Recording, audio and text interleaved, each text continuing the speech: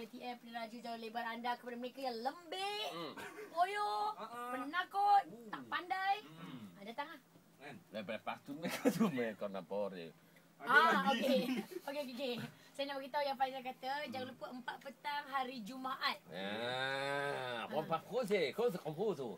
Okey, dia kata dekat Padang tu jangan confuse. Padang tu apa sih? Banyak lumpur. Bukan tak kendung. Padang tu sebelah. Hei, jangan gelak ni, aku tahu dia bercakap. Padang tu sebelah dengan ni, Giza, Sari Giza. Kota Damansara. Kota Damansara. Pancit lah. Penat lah. Biar aku sambungnya. Di Padang, Kota Damansara. Betul Farah cakap tadi. Pandai dia. Itu bahasa Urdu yang dalamnya. Betul.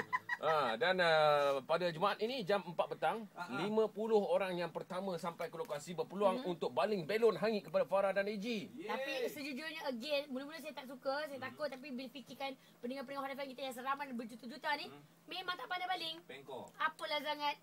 Nak datang nak tunjuk anak tu, datang.